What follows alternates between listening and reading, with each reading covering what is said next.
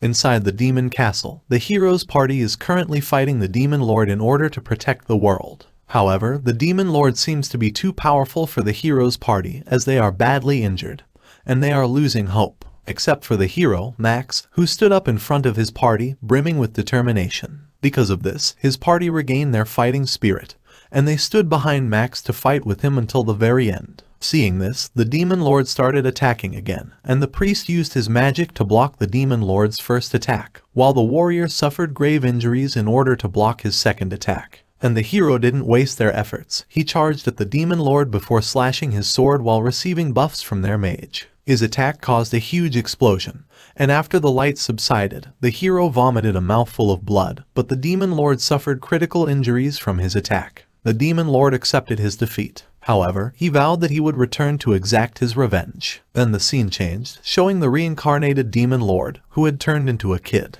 and he's already looking forward to fighting the hero again. At the same time, Xenia, his subordinate, showed up to congratulate him. He asked if she was responsible for his reincarnation before asking where his other subordinates were. She explained that they were in a state of slumber after their battle against the hero, and after hearing this, the demon lord thought that every single one of them was useless. Afterwards, he wondered if Xenia got taller, but she interrupted him while saying that they needed to get him some clothes first. The demon lord asked for his favorite attire, but he was annoyed when none of his clothes fit. Xenia explained that 10 years wasn't enough for him to restore all of his powers, which also resulted in his undeveloped physical form. This also includes his thing. The demon lord was saddened after losing his muscles, but Xenia cheered her up while saying that she had prepared some outfits that would suit his current body. The first outfit she prepared was a magical girl's outfit. The demon lord complained about the outfit, but she tricked him by saying that it was a traditional mage's attire while calling him handsome. Afterwards, she made him wear a maid outfit, so he complained that he wouldn't wear the clothing of a lowly maid. Xenia changed his outfit again, this time into a sailor's uniform. The demon lord settled on this outfit before Xenia could make him wear a swimsuit. Then the demon lord finally asked what the hero was up to, but she pretended that she didn't know who he was talking about. He emphasized that he was talking about the hero Max while speculating that he must have become royalty after defeating him 10 years ago. Xenia nervously told him that the hero had disappeared and that his status had been a mystery ever since he defeated him. Because of this, the demon lord thought Max maintained his humble attitude and removed himself from earthly existence as part of his spiritual training. He was impressed with Max's actions, and he's even more excited to meet him again. Xenia tried to change the topic. She told the demon lord that because of his long absence, he had a lot of duties piling up, so he should forget about the hero for now. The demon lord refuted that since the hero is the biggest threat to him and his minions, he couldn't ignore his existence. However, Xenia still insisted that he didn't have to concern himself with the hero, since the hero is just a human who's bound to get old and die. The demon lord noticed that Xenia was hiding something from him. Xenia tried to deny it, but she couldn't answer properly, so it is even more suspicious. Because of this, the demon lord panicked, thinking that Xenia was trying to hide the fact that the hero had died. However, he couldn't get an answer from Xenia, so he decided to use his third eye to look for the hero by finding his life force. After getting Max's location, the demon lord checked the world map and decided to pay his nemesis a visit. Xenia panicked and tried to stop the demon lord from leaving while saying that he would regret it if he met the hero. However, she couldn't stop him as he flew towards the hero's location. Xenia started crying while apologizing after she failed to stop the demon lord from meeting the hero. On the way to the hero's location, the demon lord noticed the human cities, and although he called them primitive,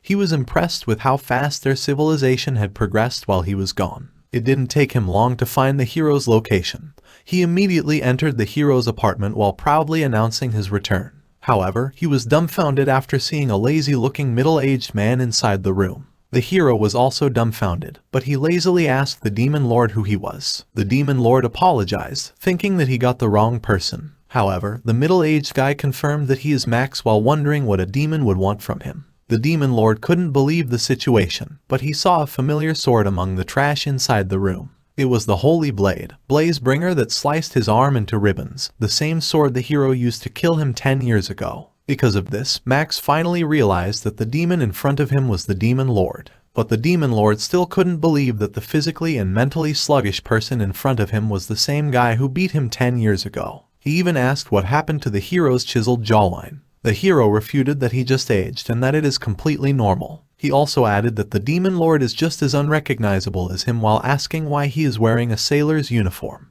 But the Demon Lord ignored him and complained about the foul stench inside the room while asking if it was body odor. Because of this, the Demon Lord started cleaning up the trash while lecturing Max. However, Max panicked when he noticed that the Demon Lord had picked up his toy. Then the Demon Lord started using Max's laptop, completely ignoring his complaints while praising humanity for developing a useful tool for research. But Max finally remembered to ask why the Demon Lord had come to his place. The Demon Lord announced that with his return, humans would bow down to his authority and lived under his rule. However, Max didn't care about it, which annoyed the Demon Lord, as his only purpose for reincarnating was to make Max suffer as he tries to protect humanity. The Demon Lord couldn't understand why Max had stopped caring, so he asked for the reason that made him change. Max explained that after defeating him and his minions, the world didn't need him anymore, so he faded into obscurity, and now he's just a nobody. He also added that heroes are useless in times of peace, so he was just seen as a nuisance instead, and it's easier to live like a bum. However, the Demon Lord still couldn't believe everything, so he used the laptop to search for Max's information on the internet. The first thing he found was an alleged affair involving Max. Max tried to deny it while explaining that the husband and wife were just one of those money-hungry hero hunters. But after watching how nervous he was on the recorded interview, the Demon Lord was convinced that Max really did it, while adding that Max reaped what he sowed. Then the Demon Lord continued reading the next article while ignoring Max's explanation. He was shocked that Max had violently attacked a citizen. Max tried to argue that the title was misleading and that he was just trying to defend himself from 6 people who had tried to ambush him. However, the Demon Lord pointed out that he could just run away instead since he could even escape from his minions. And based on Max's explanation, he concluded that Max just lost his temper after drinking too much alcohol. Afterwards, the Demon Lord checked the next article, and he was so shocked that he cursed Max for stooping so low, because the article was saying that Max had cheated with 10 different women. Max denied it again while complaining about the jokes made about him because of this article, and even the Demon Lord couldn't hold his chuckle after hearing the jokes. Seeing the depressed hero, the Demon Lord tried to look for some of Max's positive moments. However, he couldn't stop his laughter anymore after seeing how cheesy Max's video was, adding that Max looked like a total jackass. Max covered his ears in embarrassment after hearing the cheesy speech he made on the video. After calming down, the Demon Lord consoled Max by saying that the nail that sticks out gets hammered down, so it was also expected that people would try to expose him after Max acted so unsufferably. At the same time, the Demon Lord noticed a picture of Max with his companions, and she noticed he cared about the picture, unlike his sword, while asking where the bright hero with high potential was. Max commented on how obsessed the Demon Lord was with him, but the Demon Lord ignored it and asked about his relationship with his companions instead. Max told him that they hadn't been in touch for years since there were no reasons for it anymore. However, the Demon Lord pointed out that the reason he had parted with his companions was because of his egotistical attitude. Max wasn't happy to hear it, so he told the Demon Lord to stop acting like he knew him before telling him to leave. The Demon Lord finally understood why Xenia didn't want him to meet the hero, but before leaving, he tried to provoke the hero again by announcing that he would assemble his army to conquer the world and kill his companions. However, Max isn't against it, and he was even encouraging the Demon Lord to do it so he wouldn't have to pay his debt to one of his former companions. The Demon Lord couldn't bear listening anymore, so he used his magic and attacked Max. However, Max easily dodged his attack while also smashing his face with a pillow, which threw him back to the apartment door. Then Max commented that his companions are not stupid enough to be killed by a pipsqueak like the Demon Lord. The Demon Lord woke up inside the closet. He's infuriated that Max didn't finish him off. Afterwards, he opened the closet in order to leave. However, after going out, he saw Max playing with his thing, and he couldn't believe that he didn't even wait for him to leave before doing it. The Demon Lord asked Max why he didn't kill him, so Max explained that it was because he's not a hero anymore, and based on his current situation, he would just be accused of killing a love child if the public found out about it. While having coffee together, the Demon Lord remembered how he was thrown away after being hit by a pillow. Because of this, he acknowledges that Max is still as strong as before, adding that he still has the spirit of a hero. However, Max pointed out that the Demon Lord had just become weak, so he found it hilarious when he remembered that the Demon Lord had declared that he would kill his companions. The Demon Lord refuted that he's just not himself because he had just woken up, before declaring that he would regain his strength to battle with Max again. However, Max told him that he was utterly disgusted with their world, and it destroyed any ambition to be a hero he ever had. He also added that once the Demon Lord started causing trouble, a new hero would just emerge to fight with him. Hearing this, the Demon Lord looked helpless before deciding to leave. He didn't forget to apologize for barging in, and he also thanked Max for his hospitality before leaving. However, it didn't take long before the Demon Lord returned, and he was even carrying ingredients for Hot Pot while proudly telling Max how he was praised by the cashier for running errands. Max was shocked to see the Demon Lord's actions, and he found this current Demon Lord more terrifying compared to 10 years ago. The Demon Lord also announced that he would be staying with Max from now on, but Max refused, saying that he didn't want to babysit him. However, the Demon Lord refuted that he's the one who will be looking after Max. Then they started eating the hot pot together, and Max was impressed that it tasted decent. At the same time, a creature was watching them, attracted by the food's delicious smell. Inside the hero's apartment, Maou was trying to wake Max up for breakfast. However, Max still hasn't woken up, no matter how much Maou calls his name. Maou panicked and wondered if Max was still breathing. Then he grabbed Max's arm and shook him to wake him up. Max woke up, trying to catch his breath before sleeping again. Maou looked disturbed, seeing Max's strange behavior. After having their breakfast, Maou noticed Max leaving the apartment, so he asked to tag along. However, Max refused, so he asked if he was embarrassed to be seen with him. Because of this, Max asked Maou to stop yapping like his mom while adding that he couldn't be seen with demons. And then he also added that Maou had to do something about his third eye and horn first if he was going to leave the apartment. Maou finds Max's actions really suspicious. He thought that Max didn't really have anything to do in the middle of the day, so he wondered if he's actually undergoing some secret training in preparation for their rematch. Determined to find out what Max was up to, Maou decided to use his expertise in shapeshifting to follow behind Max. And after remembering that the current outfit he got from Xenia was for students, he decided to transform himself into a beautiful female student. Because of his tiny outfit, Maou was attracting so much attention after going out. However, he didn't notice this as he was carefully observing how the human civilization had progressed through their ingenuity. After exploring for a bit, Maou focused on looking for Max, and it didn't take him long to find him. Maou started stalking him, and he was disappointed when Max was just drinking instead of undergoing secret training like he thought. At the same time, some kids approached Max, and Maou was happy after seeing this. He was glad that some people still idolize Max. The kids happily asked Max to play football with them, although the little girl called him a loser for day drinking again. Max agreed, and he seemed to enjoy playing with the kids. After playing football, Max told the kids some stories about his battles against demons in the past. Seeing this, Maou thought that Max actually fit right in with the kids. However, one of the kids' mothers arrived, and she seems upset that her son is playing with Max. Because of this, another kid told Max that he also had to leave, and he told Max that his mother actually stopped allowing him to play with Max. Max looked sad after hearing this, but he told the kid to always listen to his mother. Then the little girl told Max that her parents don't care if he's playing with the hero, so she would come back and play if she felt like it. Then she gave Max some snacks and told him she would tell his mom that Max had said hello, although Max told her that he preferred that she didn't do it. After the kids left, Max started sleeping on the bench, and Maou didn't understand why he didn't return to the apartment instead. Then he decided to go back to prepare their dinner. However, some thugs suddenly started troubling Max. They didn't care who Max was, and they started insulting him before punching his face. Afterwards, they started daring Max to fight back. Maou remembered how Max was accused of violently attacking civilians, and he was worried that it would happen again.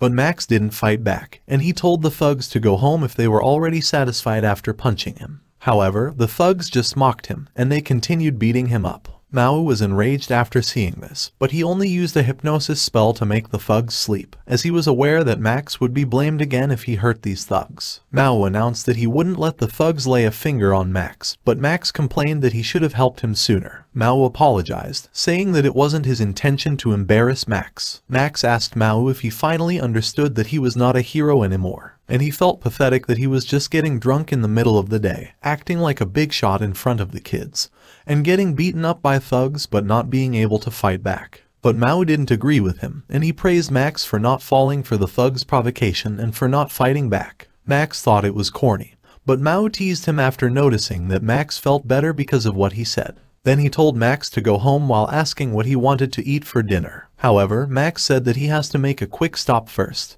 but he'll be back home for dinner. Maou asked where he was going, but Max refused to tell him, so Maou just asked what he wanted for dinner instead. After going home, Maou started preparing dinner right away. He wondered where Max went, and he couldn't help but feel worried that he just continued drinking. At the same time, Max entered the film viewing room. The next day, Max was drinking on his apartment balcony, but he was shocked when he noticed an attractive schoolgirl who was barely wearing anything. It was Maou, who was currently in his schoolgirl form. Then Maou entered the apartment, but he was already back in his child form, and he immediately asked Max if he wanted to eat. Max immediately asked Maou if he saw the girl with the crazy, revealing outfit, but Maou told him that he must have missed it while insulting humanity's morals and decency. He has no idea that Max was talking about him while he was in his schoolgirl form. Afterwards, Maou served their food, but he scolded Max for not saying thanks first before eating. However, before they could eat, they heard the sound of their doorbell. Max told Maou to just ignore it, but Maou went to open the door while telling him not to start eating without him. Maou opened the apartment door while greeting the visitor, and he was surprised when he saw Xenia, who was crying because she was glad that he was safe. Maou scolded her, as he had told her to wait for him in the castle. Then she repeated his words, which were to prepare their dinner as he would be back in no time. Then she passed out. After waking up, Xenia joined them for dinner. However, she was eating so much that she had even eaten Maou and Max's food. After eating everything, Xenia praised Maou's cooking skills. She told Maou that even his skills as a chef befitted his status as the ruler of demonkind. Max complained that their food was gone, so Maou told him that they would just buy some food. Then he introduced Xenia to Max as his personal secretary, while apologizing for her manners. Max was surprised after hearing this, as he thought that Xenia didn't fit the role of a secretary. Xenia was offended because of this, so she informed them how she had walked across the land for 3 days and 3 nights to find Maou. Max was surprised, but Maou thought that Xenia just hadn't thought of using the transportation systems that humans had developed. Then Xenia complained about how humans were sneering at her or giving her disgusting looks throughout her journey. She's blaming humans' irrational prejudice against demons for it, but Max pointed out that it was because of her outfit. However, Xenia ignored him,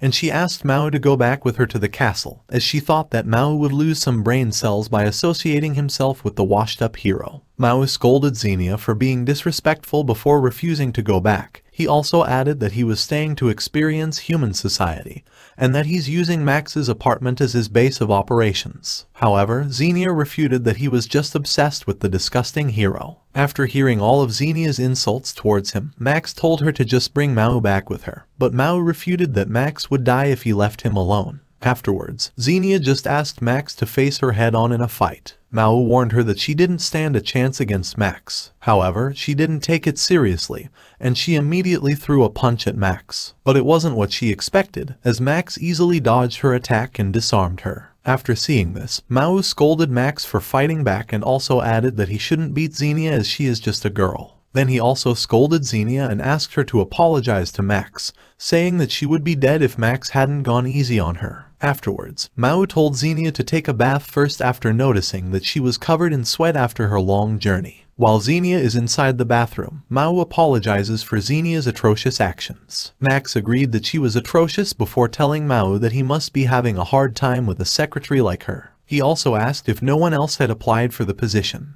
But Maou refuted that, even though she's rough around the edges, she is the best at gathering information. At the same time, Xenia finished her shower, and Maou told her to help herself to some drinks before leaving to buy food for their dinner. Max was visibly worried after getting left alone with Xenia, although Maou reminded Xenia that she was the guest in Max's house, so she needed to be nice to him. Xenia got drunk right away after just a few sips of alcohol. At first, she was just warning Max about corrupting Maou with his disgusting behavior. However, Max accidentally fell on top of Xenia while he was trying to get the alcohol from her. This enraged Xenia, so she starts attacking Max while completely ignoring his words. Max realized that Xenia was actually strong enough to kill him, so he immediately escaped outside of the apartment, and their chase immediately caused a commotion. After escaping to the empty playground, Max finally decided to fight back. However, the police arrived to arrest Xenia for running around naked in town. At the same time, the alcohol's effect started to disappear, and Xenia could just cry from embarrassment after realizing what had happened. Seeing Xenia crying, Max told the police that they knew each other and that everything was his fault. While Xenia was apologizing to Max on their way back from the police station, one of the police officers suddenly told Max how grateful he was to Max for saving their world.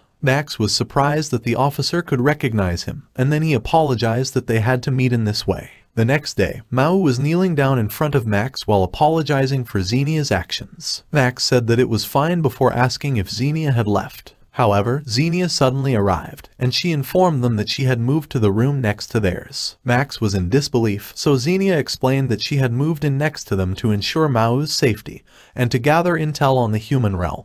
Then Maou announced that their apartment would serve as a foothold for the demon invasion. At the same time, Max's companion saw images of Max being chased by a demon. While traveling through the forest, Max and Leo were suddenly attacked by demons. However, the demons couldn't even get near them as they were blocked by a powerful barrier. Meanwhile, inside a church, a cleric was trying to sell talismans to gullible villagers. It was Fred. He told the villagers that the talismans were the reason why their village was safe from the demons. But he also told them that since new species of demons were appearing, they created brand new talismans to repel these demons. And he also added that they would be selling these new talismans to the villagers for a discounted price, so the villagers flocked to the clerics in order to buy the talismans. At the same time, Max and Leo arrived at the church and noticed the fuss over the demon-resistant talismans, and they also joked about buying them for themselves since they were already there. Fred noticed their presence, and he immediately offered the talismans to them. He told Leo and Max how to use the talisman while convincing them that it was effective against the most powerful demons.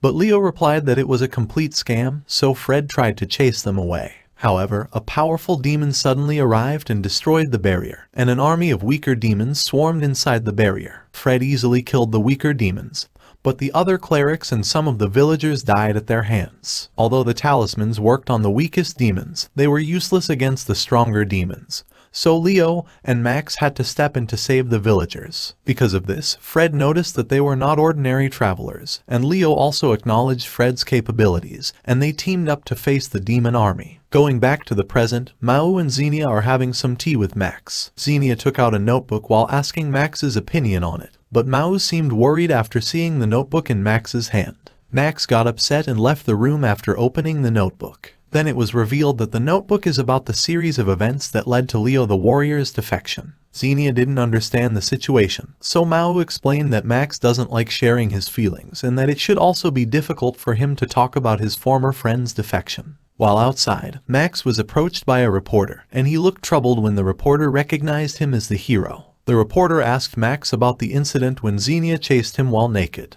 The reporter asked about Max's and Xenia's relationship, her work, and if she is a minor. Max answered that Xenia isn't a minor, that she's an office worker, and that they are just friends. Then he also told them that he had to leave, but the reporter suddenly asked Max his opinion regarding the Gamma Republic's illegal occupation of the kingdom's northmost territory, led by his former friend Leo. Max was stopped in his tracks after hearing this, but he just took a deep breath and proceeded to walk away again. The reporter noticed Max's reaction, then she thought of following Max to find out his exact address, and to catch him with Xenia. However, Max knew their intention, so he hid from them right away. He was troubled that the incident with Xenia had been recorded, but he was glad that no one recognized that she was a demon. Then he complained that he couldn't even walk outside in peace anymore. Although Max managed to escape from the reporters, Fred and his subordinates found out where he was living instead. Fred thought it was pathetic that the once mighty hero was now living in a shabby dump of an apartment. Meanwhile, Maou was scolding Max for entering the room with soggy, wet pants like a kid. But while Maou was trying to help him get changed, someone rang the doorbell, and they sensed the extremely powerful magic behind the door. Max immediately asked Maou to hide, as he thought that Maou's presence would just complicate things and cause him more trouble. Maou reluctantly followed and hid inside the closet. Max was shocked to see Fred after opening the door. Fred greeted Max, but Max wasn't happy to see him, and he immediately asked Fred for his purpose in visiting him after so many years. But Fred said that since he has some work in the area, he thought of dropping by to meet his old pal. Then Max complained about Fred's subordinates, so he told them to stay outside after entering Max's apartment. Max couldn't refuse anymore after this, and he could only say that he wasn't prepared to entertain the chief secretary of the Bureau of Magic, which is Fred. But Fred refuted that he is just an ordinary guy when he is around his friends. Fred was surprised that Max's place was neat and tidy, as he remembered that Max was a complete slob when they were younger. Then he got excited after seeing Blazebringer, the Holy Blade, but he complained that it shouldn't just be left on the floor like it wasn't important.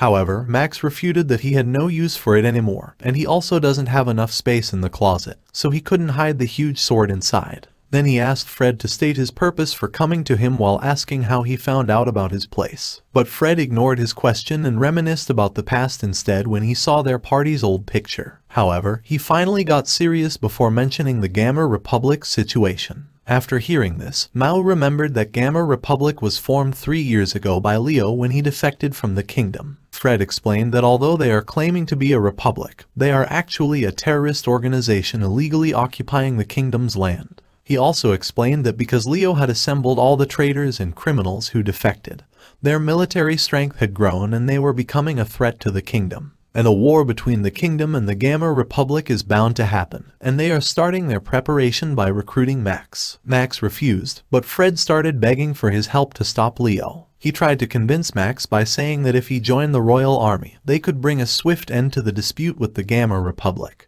And Leo might even decide to surrender before it turned into a full-blown war, which will significantly reduce the casualties. But he refused again, saying that he wouldn't even be able to keep up with a normal soldier, much less with Leo. However, Fred refuted that it is Max's perfect chance to regain his glory, and he couldn't accept Max's current situation, thinking that he deserves a much better life. But Max still refused, saying that he had accepted his current life and that he wasn't destined for success like Fred and Leo. Fred thought that Max just had qualms about fighting a former friend.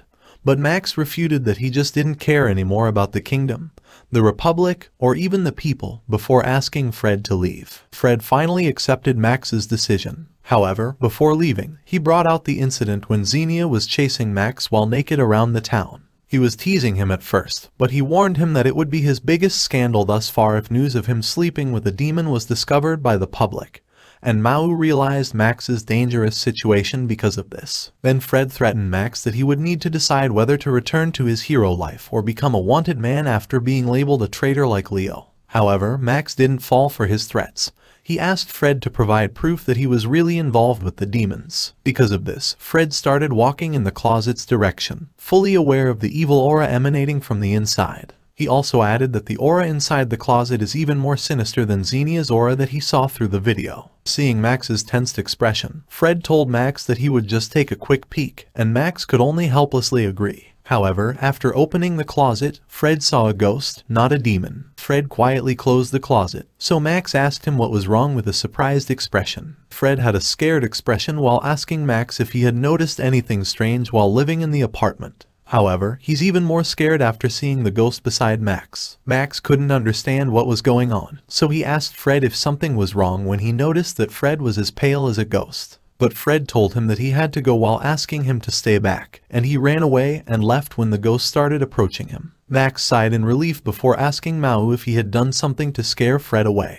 However, Maou didn't know what happened, as he was just hiding in the futons, not doing anything, although he thought that they didn't get caught due to his skills in deception. Maou wanted to ask Max about his friend's situation, but Max told him that they had their own lives and it was something he couldn't help them with. Maou didn't ask anything anymore, and he apologized that Max was in a difficult situation because of him. Max agreed, and he also added that he might really have to leave the kingdom if the public discovered that he has connections with demons. However, after hearing this, Maou immediately told him that he could live in his castle instead. Max was surprised, but he thought that he would really become the betrayer of humanity if that happened. At the same time, Fred looks out of sorts after leaving the apartment, so his subordinate asks if he was attacked by Max. He said he was fine, but his subordinates had to carry him on their way to his meeting. Although he failed to convince Max and swore to never return to his apartment again, he hasn't given up on getting Max on his side yet, as he thought that it would be better for him as well. Then the scene changed to the past, showing Fred's first battle with Leo and Max to repel the demon army. Although Fred was scamming the villagers with his talisman, Max recognized his skills as he managed to set up a huge barrier to protect the village,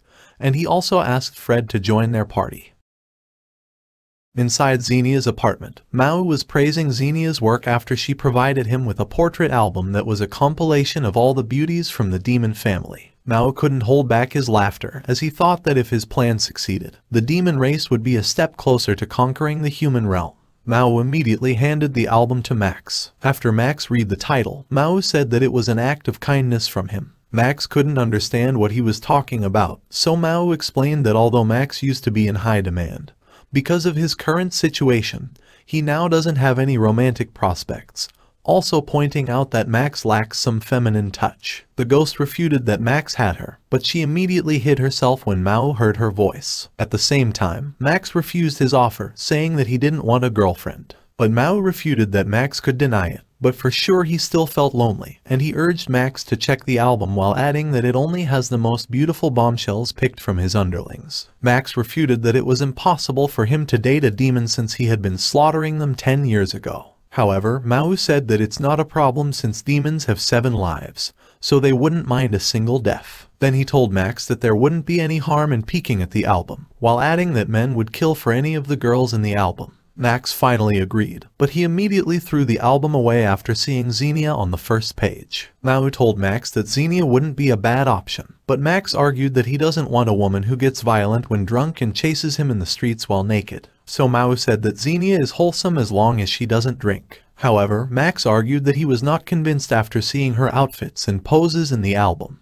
After hearing this, Maou just asked Max to look at the other candidates instead. The next demon on the album was Rebecca, a female orc warrior who was a member of the Demon Beast Corps elite. Although Maou was proud of her, especially her skill as a blacksmith, Max refuted that she was a pig, literally, and he couldn't understand how her skills at forging armor were considered feminine by Maou. Afterwards, Max switched to the next page, and he was surprised that the next demon seemed normal. Maou praised Max's taste before explaining that Destel is an exceptional warrior who is clever and proficient in magic. Then he added that her lackadaisical air around her was also her charm. However, her lower body is actually that of a snake, and Max is really disappointed while asking why can't she be a whole human. Because Max was asking for a whole human, Maou suggested Yvonne, but Max refuted that she used to be human but is just a skeleton now. Maou complained about Max's pickiness, but he was positive Max would find someone to his liking. But instead, Max saw some familiar, powerful foes, and he was surprised that the dragon and giant squid were actually female. Maou asked Max if he found anyone to his liking, but he complained that the album was just a field guide for weird demon creatures. After complaining about Max's high standards, Maou asked Max what kind of woman does he liked. So Max told him that it had to be a human who is smart, chill, a good cook, and a total babe with a sexy figure and dark, silky hair. Maou was wondering if he had any soldiers that fit the description. However, he transformed into his human form instead and pointed out that he had everything that Max was looking for, before teasing him about getting married. Although he admitted that he was just kidding, Max couldn't take his eyes away from him, and he looked completely enchanted. However, someone suddenly knocked on the door, so Maou changed back to his child form. Xenia noticed his bright red face, so she thought Maou was sick, while Max stayed quiet, still flustered. At the same time, the ghost seems worried and suspicious after seeing Maou and Max's interaction. Afterwards, Maou tried recruiting Max while offering him astonishing power, and 7 lives after reincarnating him into a demon. Because of this, Max remembered that Maou had tried to recruit him 10 years ago. Maou answered that the situation is different now, but Max still refused without hesitation. So Maou complained that he didn't even let him explain. Max noticed that Maou was weirdly persistent, but he still decided to listen. Maou excitedly started his presentation about demonic reincarnation. The first perk was a competitive salary. Max was surprised that they were suddenly talking about money, so Maou said that he remembered when Fred mentioned that Max's savings were nearly gone, also saying that his offer would solve Max's problem. Max refuted that his savings were enough, but Maou asked what he would do after 10 or 20 years. However, Max said that he would be long dead by then. Maou and Xenia thought that he was being foolish before explaining that if Max joined him, he would be making 2.5 million yen per month. Max thought humans would be jealous of that salary, but Maou and Xenia also added that demons only had to work 3 days a week,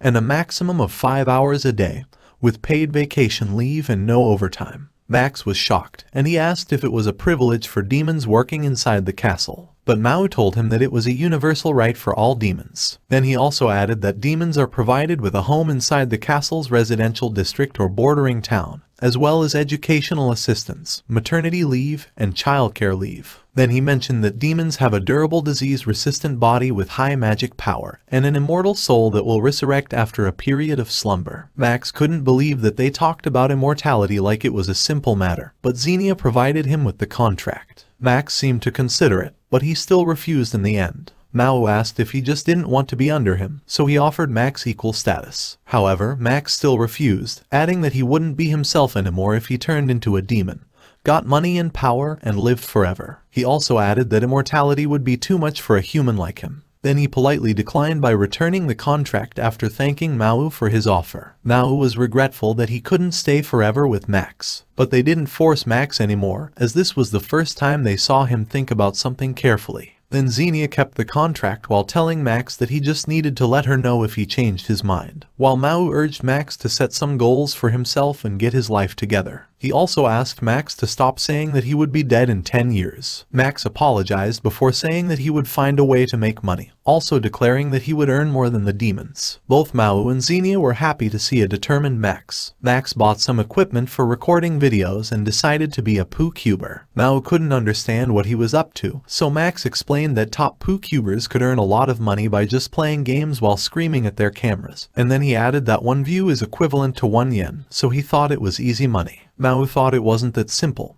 and he had his doubts about it, so he asked Xenia. After checking the internet, Xenia explained that Max would have to upload videos that garner 100,000 views almost daily just to scrape by, so they agreed that it is not a job for slackers, and Xenia even thought that Max wasn't suited for it. But Maou didn't want to say anything that would discourage Max because it had been a long time since he had been serious about something. However, it went as they expected. None of Max's videos were doing well. Because of this, Maou insisted on watching his videos, even when Max tried to refuse because he felt embarrassed. After starting the video, Maou was excited after hearing his voice, and he teased Max about his nickname, Maki. However, he immediately noticed that Max was just mumbling because of his nervousness. He got bored quickly, as Max was just repeating his words over and over, even stuttering at times. And he thought it was really bad after seeing 14 views on the video. After hearing this, Max said that he was surprised that his videos got 14 views, while looking extremely gloomy. Maou tried to cheer Max up by praising his effort. Max felt better because of this, and he declared that he wouldn't let a tiny setback discourage him, and he decided that he would do product review videos next. Max bought some cheap snacks and candies and reviewed them without showing his face in the video. It didn't go well at all, and someone even told him that he was eating like a pig. He tried singing next, then commentary. But none of it went well, and Maou was the only one who posted a positive comment on his videos. Because of this, Max started giving up, thinking that he was not cut out to be a poo-cuber. So Maou had to encourage him to give it his best and try making one last video before giving up. Then he also offered to help. Because of this, Max thought of something. He decided to start streaming, and Maou was in his schoolgirl form in front of the camera while Max was behind the camera giving him instructions on what he should do. Maou attracted some viewers because of his cuteness, so Max reminded him to respond to the viewers' chat. Then Max told Maou to show off his outfit, and Maou's figure immediately attracted more viewers, reaching 2,000. Afterwards, Max asked Maou to take out a popsicle and review it in front of the viewers, also reminding Maou not to bite it. The viewers reached 10,000 after Maou started licking the popsicle. Some of the popsicles got into Maou's clothes, so he started taking off his top. The viewers and Max were excited to see this. However, the stream stopped as they got banned for violating poo-cube's policies. Because of this, they could only admit that they were really stupid. Inside the Royal Colosseum, Leo was easily defeating his opponents, so his companions thought he would easily win the tournament, and they were certain that Leo was the only one deserving to be the hero. However, the crowd started cheering for Max, who was also beating his opponent easily, and Leo seemed to be looking forward to his battle against him. Inside the apartment, Maou noticed that Max was about to leave, so he immediately got up and asked to tag along. Maou asked where they were going, but Max told her that he didn't have any specific place in mind since he wasn't planning to stay out for long, so Maou excitedly suggested going shopping for clothes. Inside the boutique, Maou was asking Max if the dress she chose was cute. Max agreed, but he looked disinterested as he was also asking to leave the store. However, Maou checked more clothes instead, looking for a style she liked before asking for Max's opinion again. Max told her that it looked great, but Maou still couldn't decide. Because of this, Max wondered if Maou was really a guy. However, Maou told him that it didn't matter either way, and Max was totally speechless. At the same time, an employee approached them, offering to lead Maou to the fitting room. However, Maou thought of buying some clothes for her child form, But the employee got the wrong idea and thought it was for their kids, and Maou seems to like the idea while Max is trying to refute it. Afterwards, they proceeded to have their meal. Max was already complaining about how exhausted he was, so Maou was telling him not to be lazy since he is a hero. After eating, they went to the supermarket to buy some groceries. Maou was encouraging Max to hold on, saying that they would be done after their groceries and also offering to cook anything that he liked. While Max was thinking about what he would want to eat, an employee offered them sample sausages. The two liked it, so they stayed for a bit to eat. However, the employee recognized Max as the hero, and Maou was happy that someone recognized Max. But she was even more delighted when the employee thought she was a model, and that she and Max were dating. Afterwards, the employee asked Max for a handshake, and he didn't hesitate to agree. However, Max noticed something, and he immediately recognized the employee after she removed her face mask. Maou looked confused when the employee asked Max to have a chat with her. Although Max wanted to refuse, the employee tightened her grip and threatened him that she would cause a scene, making Max helpless. Maou realized that something was wrong, but Max told her to pretend to be a normal person before telling her to head home first as he had to discuss something with the girl. Because of this, Maou wondered who the girl was, and Max explained that she was one of Leo's subordinates and currently a citizen of the Gamma Republic. After hearing this, Maou pretended that she was jealous of the girl. Inigo was praising Max for having a nice girlfriend this time, but he refuted that Maou wasn't his girlfriend before asking what her purpose was for staying at the supermarket, and she immediately admitted that she was spying on their enemies. After leaving the supermarket, Maou was wondering if she should have stayed, as she was worried for Max or if he was doing something with the girl. However, a guy suddenly approached her, asking if she was Max's friend. Maou affirmed, so the guy asked her to come with him to meet Max while threatening her that she would never see Max again if she refused. Maou excitedly agreed, and she even asked the guy to carry her stuff for her. The two recalled that they hadn't seen each other since 2 years before she defected with Leo and their group. Then she told Max that he had aged really badly, unlike her, who never stopped her training. Max almost choked on his drink, but he asked how Leo was. Inigo told Max that Leo was still as full of energy as ever, and she also added that he had never stopped thinking about Max. At the same time, Maou asked the guy if he was from Gamma Republic, and the guy didn't hesitate to admit it. However, he was displeased when Maou called him a terrorist, and then he explained how they were forced into a wasteland and that they had to work hard just to make it livable. But they were labeled terrorists once the kingdom discovered that the Gamma Republic had magic ores. Maou apologized while acting cute, so the guy calmed down and stopped explaining. Afterwards, Maou asked the guy if he was there to recruit Max. He confirmed it, but he seemed dissatisfied that they had to recruit Max, as he thought that although he had won against Maou back then, now he was just an unreliable retired old man. And he thought Max couldn't do anything even if he joined them. Then he added that he only agreed to recruit Max because all of his allies wanted it. Maou was upset, and she refuted that Max would crush his head in 2 seconds, but the guy was still unconvinced. Max informed Inigo that Fred had also tried to recruit him, and she sighed in relief when Max said that he didn't want to get involved. Then he asked if she just wanted to drag him into the mess as well, but the girl told him that there was another reason she came to meet him, and then she gave him airship tickets to the Gamma Republic, saying that he could visit anytime and also adding that it would definitely make Leo happy. However, before they could part ways, Will arrived, carrying Maou with him. Maou pretended to be scared while asking for Max's help, which annoyed Max. Inigo was upset, and she immediately ordered Will to release Maou. However, he refused and refuted that since they had Maou as a hostage, now Max would have no choice but to follow them back. Inigo wasn't pleased, and she argued that they would really be acting like terrorists if they were taking hostages. But he still didn't listen, and he told Max that he was just extending an invitation to him and his girlfriend to join a country that was much better than the Rotten Kingdom.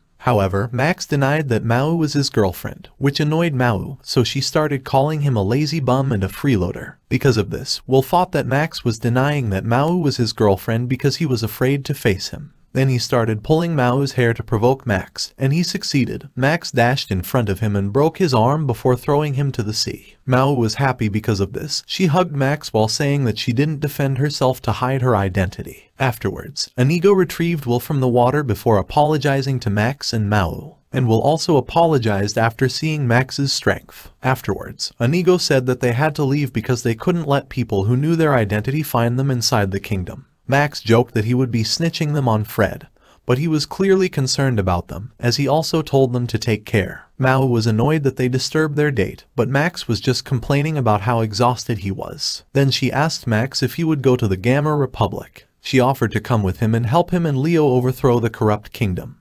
But Max didn't like the idea as he would have to fight Fred. After leaving, Inigo and Will met up with their allies, and when she asked if Leo was also on the boat, he showed up from underneath the sea while carrying a huge fish he caught for breakfast. At the same time, Maou asked if Max got the tickets from Inigo, and also asked why he was taking pictures of it. Max answered that he wanted to sell it online as it would be expensive since it's not available inside the kingdom. Maou called him cheap while trying to convince him that they should visit the Gamma Republic, but Max refuted that it is way too risky to go there since it is considered a zone occupied by terrorists.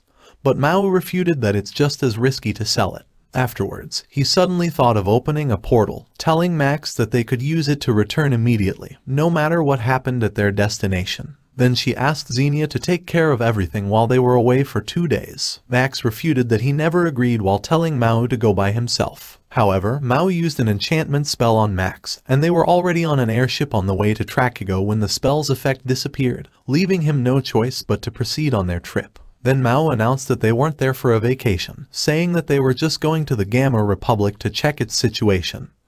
But Max wasn't convinced, as she was really in a great mood, happily watching the ocean from the airship. After arriving in Trakigo, they boarded an airship again on the way to Gamma Republic. Max explained that it would be troublesome if Leo's subordinates saw him, and because of this, Maou immediately took out a set of fake teeth and glasses with a fake nose to disguise Max, and she couldn't hold her laughter after seeing Max's ridiculous look. After entering the city, Maou thought that there was an ongoing battle after seeing the smoke, so Max had to explain that it was just from a normal hot spring. After seeing the peaceful atmosphere in the city, Maou thought that it wasn't like a terrorist country at all. But Max explained that it was only at the front because they wanted to show the tourists that the country is at peace. Then he explained that the place is like a ticking time bomb, as the kingdom's residents doesn't like Gamma Republic's existence. He also asked Maou why she was interested in stupid arguments between humans. Maou happily explained that it would be easier for his forces to invade the human realm if humans ended up destroying each other. And she also told Max that it would be even better if he joined the battle and ended up meeting his demise with Leo and Fred. Max sarcastically apologized for not meeting her expectations. At the same time, they heard the citizens mention Leo as they gathered around a huge hot spring. They saw Leo at the hot spring, but they had no idea what was going on, so an old lady explained that they were stirring the hot spring to cool it down since it was currently too hot to use for bathing. Maou thought it was good that Leo seemed to be doing great, and Max agreed while saying that Leo hasn't changed at all. Then he remembered how they first met inside the Royal Colosseum. Before their battle started, Leo asked Max if he was ready to give up his life in the war against demons, and Max answered yes without hesitation. After the battle started, Leo had the upper hand, but Max didn't give up and fought back as their fierce battle went on, and although Max won in the end, they both recognized each other's strength. In a rest house located in the Gamma Republic, Max and Maou were having an intense match of table tennis. The loser would have to pay for the iced coffee, so they were so serious that they were even using their magical abilities to win. However, they couldn't determine the winner as the ball kept breaking over and over. While taking a bath, Maou was asking Max if he was happy that they came to Gamma Republic. Max seemed unsure, but while he was in deep thought, Maou asked him to hand over the towel to her. She also asked Max to bring it to her inside the bathroom, as she didn't want to wet the floor. Max seemed reluctant, but it also looked like he was expectant. However, Maou was already in his child form when he opened the door, and Max's disappointment is visible in his face. Afterwards, the duo had their dinner and drank some milk before going to sleep. They continued exploring the next day, and Maou had already forgotten what they came for as she had fun at all of the tourist spots. However, after leaving the souvenir shop, they saw Inigo announce that access to the areas around the Bisnar Kingdom and Gamma Republic border is restricted. Some tourists were nervous, as they were aware that the Republic was fighting with the kingdom. Maou was wondering if a battle was really going on, but Max was worried that it could get worse, so he suggested that they leave as soon as possible. However, the old lady showed up behind them, asking them not to worry while saying that the little spats were normal occurrences at the border, and she also showed them how the locals were not panicking at all. Although Max wanted to go home, Maou insisted that they observe the battle to measure both forces' capabilities instead. Max wanted to refuse, but he had no choice because Maou had their return tickets, and she was also the one who had the ability to teleport back home. Max asked what her plan was to reach the border, as he was certain that they couldn't just walk through the forbidden zone. Maou carried him and flew towards the border while confidently saying that she had more energy after bathing at the hot spring, so they could reach the border in no time. However, they started falling from the sky instead, and she started complaining about Max's weight. Max responded that he was gaining weight because he had been eating well lately. Maou was happy after hearing it, as he had been taking care of him, but Max took it back, saying that it was just a joke. After getting close enough to the border, the duo used binoculars to observe the situation. Although the kingdom's forces are trying to break through their walls, Inigo and her allies decided to send Leo to go fishing instead,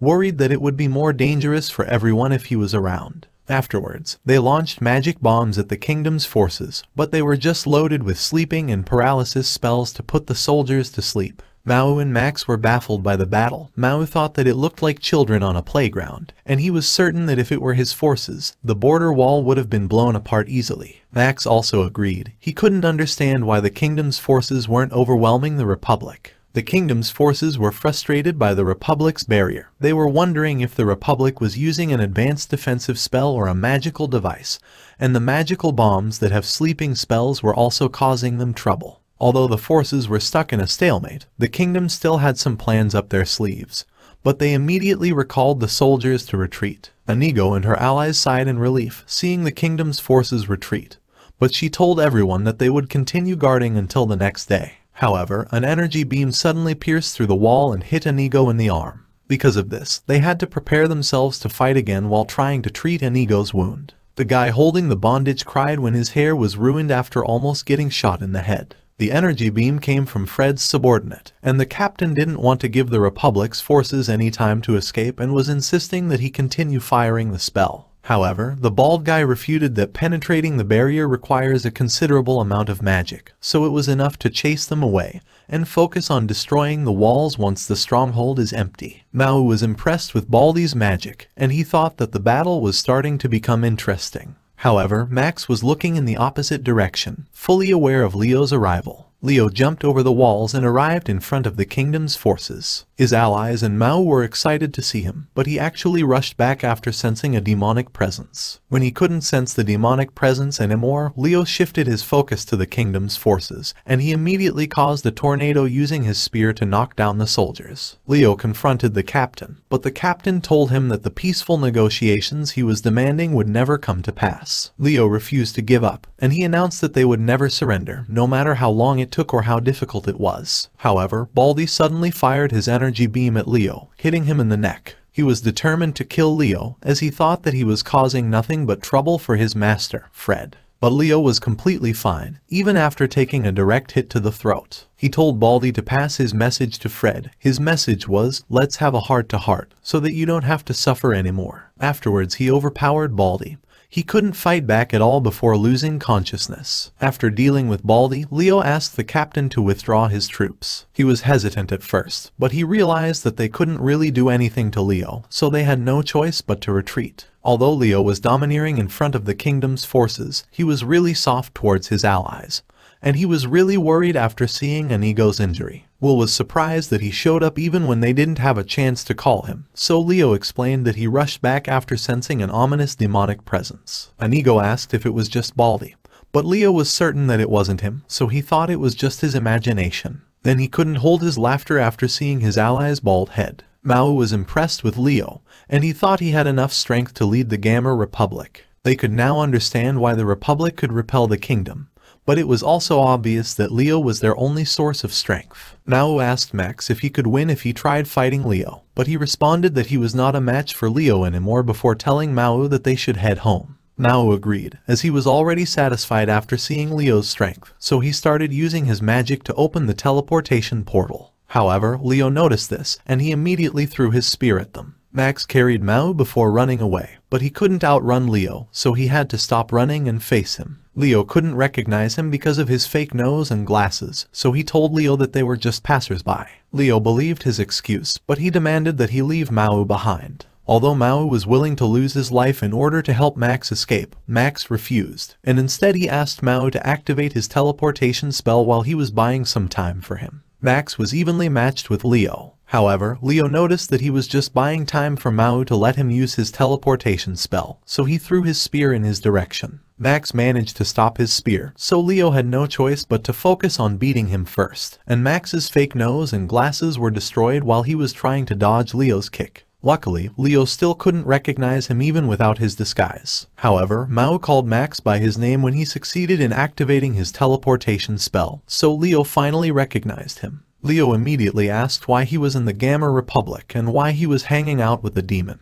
But Max refused to answer, and instead he said that he was glad that Leo was doing well. Leo was happy to see Max, and he thought that he should have recognized his identity from the beginning since he was the only one who could fight evenly with him. At the same time, Max and Maou popped out from inside the closet after successfully teleporting, and the ghost was complaining after getting hit in the head by the duo. Max was happy that they managed to come back in one piece, while Maou was impressed that he could hold his ground against Leo, and he thought it was a spectacular fight after seeing Leo's strength. Afterwards, he hugged Max from behind while staring at him with his forehead eye. Then while feeling embarrassed, he thanked Max for protecting him. And while the duo thought that their vacation was actually fun, the ghost wanted to kill them for breaking the closet door. She was pissed that they forgot to fix it.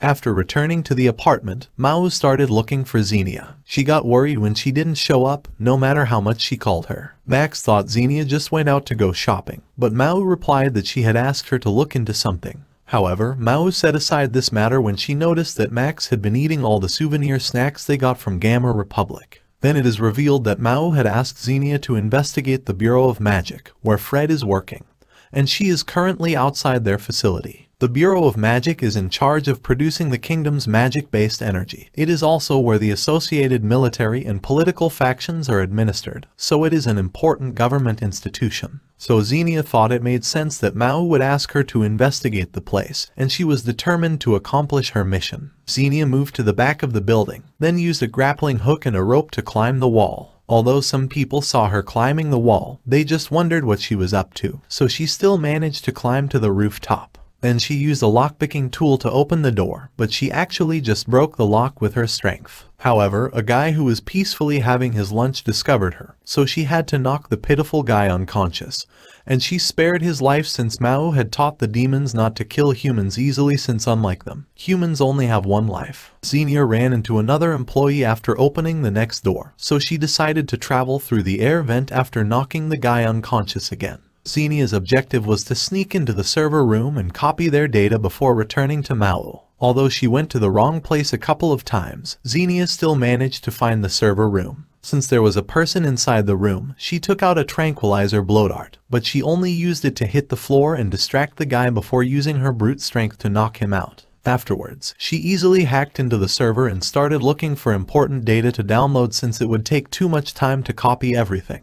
While reading the emails, she saw the report about the recent incident when Leo had to repel the kingdom's forces himself. The email contained the plan for their next attack. However, Fred discovered Xenia before she could finish reading the email. Fred asked Xenia what she was doing, but she didn't respond and took out a smoke bomb instead. However, she couldn't escape anywhere, as Fred easily found her and subdued her even before the smoke subsided. Fred handcuffed Xenia, and his subordinate apologized for failing to notice that a suspicious individual like Xenia had sneaked into the building. She then told Fred that she would call the police. However, Fred stopped her and asked her to stay outside the room and prevent anyone from entering. After his subordinate left, Fred started interrogating Xenia. First, he asked for her name. Xenia refused to answer, but she ended up confirming that she was a demon instead. Fred hasn't seen a demon for 10 years, so he was curious where she was living and what her work was. Xenia refused to answer again, but she ended up revealing her name instead. Afterwards, Fred introduced himself, but Xenia refuted that she knew his identity since he was part of the hero's party, which was their reviled enemy and the biggest threat to Maou. However, because she mentioned Maou, Fred realized that she came to infiltrate their facility under Maou's orders. Xenia denied it, saying that Maou is still in her slumber and that she came to infiltrate out of her own curiosity. At the same time, Fred realized that he had seen her before. Xenia tried to deny it while saying that she wouldn't let him trick her into spilling more information. However, Fred took out his phone as he realized that Xenia was the naked girl who was chasing Max in the photo attached to the news article. Fred teased her for being bold as she chased Max around the town while naked, so she argued that she just got drunk. Fred pretended that he didn't know Max before asking if he was drinking with him, and when she said yes, he told her that she shouldn't hang around with a lousy, pathetic creep like Max. Afterwards, he asked how she met Max and if that was the only time they met. Xenia said that she couldn't remember how they met, also saying that it was the only time they met, and then she emphasized that nothing had happened between them. But Fred finally got serious and fired his magic beside her to threaten her, before asking what her goal was for trying to get close to Max. He was enraged, as he thought Xenia had some hidden motives, so she was trying to get on Max's good side. However, Fred couldn't get the answer as Lim interrupted him, saying that Minister Grimm's had come to meet him. Fred wanted to continue interrogating Xenia, so he asked Lim to tell the minister to wait. But Lim told him that the minister had something important to discuss and was insisting on meeting him, leaving Fred no choice. Before leaving, he warned Xenia about escaping, also saying that the handcuffs would prevent her from using her demonic powers, unaware that Xenia only rely on her strength as she has no talent on magic. He also reminded Lim not to inform the authorities about Xenia before asking her to keep a close eye on her until he got back. Fred immediately met the minister, who was just busy flirting with the receptionist. Lim didn't know that Xenia was a demon. She couldn't understand why Fred refused to call the police and locked her in his office instead. Although Xenia had already spilled some information, she was determined to hide the fact that Maou had already been reborn, since she would be at a disadvantage if a fight broke out because she hadn't recovered her strength yet. Then, while thinking of ways to escape, she suddenly had the urge to use the restroom. At the same time, the minister was just messing with Fred by using filters while taking selfies he could post on his social media account. Afterwards, he started talking about their past glory before asking how Max was doing. However, Fred told him that they could talk about matters like their past over lunch instead, so he had to cut to the chase. On the way to the restroom, Lim was lecturing Xenia for trying to trespass on government property. Then she helped her pee before bringing her back to Fred's office. Xenia thought that she had to escape before Fred could come back, as she was worried that he would find out about Maou. But she felt terrible at the thought of doing something to Lim, as she was being nice to her to the point that she was feeding her what she wanted. At the same time, Fred and the minister were discussing the Gamma Republic. The minister was contemplating how things got so bad, but Fred was just blaming Leo for defecting instead. The minister was feeling sorry for Leo, as he thought that he had been loyal to the kingdom, and they even agreed that Leo wouldn't accept any bribes and was just being framed by someone. But he was stabbed in the back, so in the end he resorted to defecting from the kingdom. And because of this, it was unavoidable that he became an enemy of the kingdom. The minister mentioned the magic ore mines inside the Gamma Republic, and he thought that Leo had hit the jackpot after discovering them. Then he mentioned about acknowledging the Gamma Republic and absorbing it as part of the kingdom's territory. But they agreed that it would ruin the kingdom's reputation, as they had declared that Leo and his group were a bunch of terrorists. So Fred concluded that the Gamma Republic is destined to fail. However, the minister said that he was actually entertaining the idea of proposing a peace treaty with the Gamma Republic, as a lot of people, including some citizens of the kingdom, sympathize with Leo and the Gamma Republic since they haven't caused any direct harm to the kingdom outside of self-defense. While the community's perception of the kingdom is getting worse since they were attacking one-sidedly. Although they are considering a peace treaty, the kingdom would still not recognize the Gamma Republic as an independent country. They were just willing to make some concessions to settle the mess without turning it into a fight. Then the minister informed him that one other minister had agreed to the peace treaty while he was still trying to convince the rest. Then he asked for Fred's help since he is close to Leo and will play a crucial role. At the same time, Xenia poured the oil on herself to try to slip her hand through the handcuffs. Lim knew what she was trying to do, and since she didn't want to fight Xenia, she tried to convince her to stop trying to escape. However, Xenia didn't listen, and her handcuffs cracked due to her brute strength. Because of this, Lim finally realized that Xenia was not just a dumb girl in costume, and she immediately used her fire magic without holding back after seeing that Xenia was actually a threat. Fred agreed to help the minister while looking reluctant, so the minister teased him for being a chundir. But he finally left after thanking Fred. Meanwhile, Lim successfully trapped Xenia using her fire magic, and Xenia was about to lose consciousness, unable to resist. After the minister's car had left, a bomb exploded at the Bureau of Magic at exactly 4 in the afternoon, and it was in Fred's office, so both Xenia and Lim were engulfed by the explosion. The minister's driver and secretary were shocked and worried after seeing the explosion. However, the minister told his driver to continue driving, as he wanted to hide his involvement, blame it on the Gamma Republic, and pressure Fred. Xenia was fine even after the explosion, only receiving minor scratches. However, the same couldn't be said for Lim, as she was lying on the ground unconscious with a bleeding forehead. Xenia couldn't understand what happened, but she realized that she had to focus on escaping. However, she remembered how Lim had been really nice to her in the short time that she spent while captured, and she remembered Maou's words about humans never waking up from death. So she decided to check Lim's condition and treat her head injury before carrying her to safety. Although Xenia needed to quickly escape and hide from the authorities, she thought she couldn't return to Maou empty-handed. At the same time, Maou brought the television to Max after she found out what happened to the Bureau of Magic. Max wondered if it was a terrorist attack, while Maou asked if it was the building where Fred is working. Max confirmed it, but he also added that he would be fine as the explosion wouldn't be enough to kill him. Then Maou told him that she actually asked Xenia to investigate the Bureau of Magic. Max wondered if she was actually responsible for the explosion, but Maou thought that she had no reason to do that. And she also added that she didn't even ask her to actually go to the Bureau of Magic. However, they suddenly felt uneasy, as based on her personality, she might actually do it. To get rid of this thought, Max suggested that they watch a variety show instead. However, someone suddenly opened the apartment door. It was Xenia, and she was carrying Lim and one of the servers from the Bureau of Magic. And the duo could just look in disbelief. Lim woke up because of the nice smell of Maou's cooking. She was shocked when the first thing she saw was Maou, who was greeting her, concerned about her injuries. She was dumbfounded, as she had no idea who Maou was, but she suddenly touched her head because of the pain from her injury. Maou asked her if she was alright before saying that she had found her unconscious outside. Because of this, she remembered the explosion, but she couldn't understand why she was inside the apartment instead of the hospital. Lim thanked Maou for taking care of her. Then she realized that the apartment was familiar, and she asked if Maou was living alone. Maou answered that she was living with her husband, although he was still outside for work. Afterwards, Lim tried to excuse herself, as she wanted to return to work. Maou tried to stop her while showing her concern, but Lim insisted on going, so Maou started using her magic to manipulate her into staying.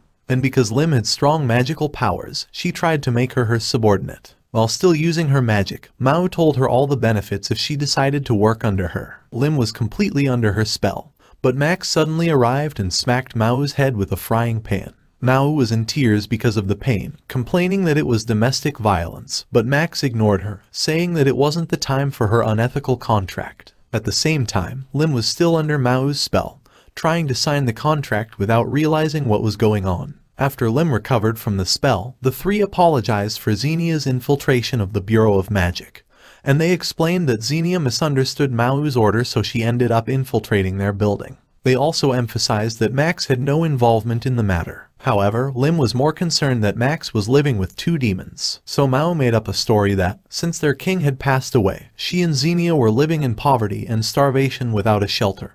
But Max took pity on them and saved them from the streets. And because they were moved by Max's kindness, they decided to dedicate their lives to mankind.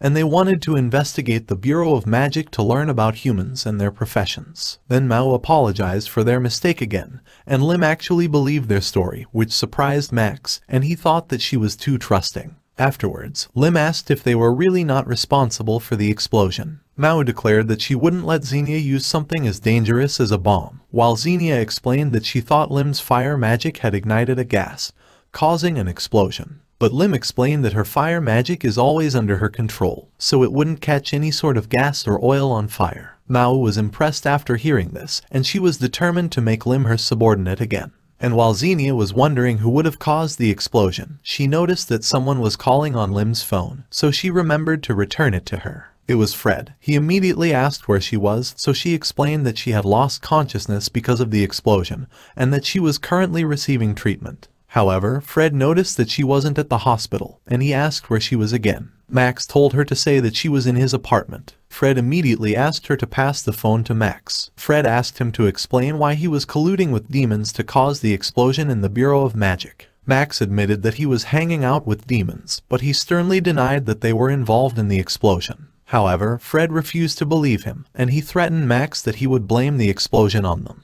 Because of this, Max asked to meet up with him to explain everything. Fred agreed, saying that he would come to Max's place quickly. Max agreed, but he asked why he left in a hurry on his previous visit, even when he already sensed the demons. Because of this, Fred remembered what had happened, and the ghost also started talking to him through the phone. Fred was still afraid of the ghost, so he asked Max to meet him in a restaurant instead. Fred knew that Max wasn't involved in the explosion, but he still wants to meet him. At the same time, his phone started ringing again, and the phone screen reflected the ghost behind him, who was forcing him to answer the phone. Then the rescuers found him unconscious, frothing, and trembling. The rescuers couldn't understand how someone could sneak a bomb into the Bureau of Magic, but they were certain that things would get ugly if the Gamma Republic was really responsible for the attack. The other ministers were relieved that Grimm's was safe from the explosion, but Minister Franca could tell that it was just a scheme to start a war against Leo and his allies. The other ministers' stance on the matter was divided, although there were a few who still wanted an amicable agreement. Most of the ministers wanted an all-out war, but to avoid casualties on their side, they wanted Fred, who was also on par with Leo, to lead the attack, and they thought Grimm's would be able to convince him because of their close relationship. Meanwhile, Maou and Max arrived at the fancy restaurant where Fred had made a reservation, but Maou started shaving Max's beard, worried that they wouldn't be allowed to enter because of it. The duo was amazed by the fancy food, but Fred called out Maou's disguise, and he thought she had to be a powerful demon in order to have a disguise that's almost indistinguishable from a human, and he was surprised that a dangerous demon like her survived. The duo apologized for the trouble that Xenia had caused, but Fred teased Max for living with two beautiful female demons. However, Max could only wonder what Fred's reaction would be if he saw Maou's real appearance. Max wanted to explain what really happened, but Fred knew that Xenia was not responsible for the explosion. Because of this, Max thanked him and praised him for being a good friend before walking away to leave. However, Fred stopped him, saying that he would need to do something for him to let the matter slide. After hearing this, Max offered to let him have Maou. Maou was upset, but Max refuted that she had to take responsibility for her subordinates' actions. Because of this, Maou couldn't say anything and started undressing.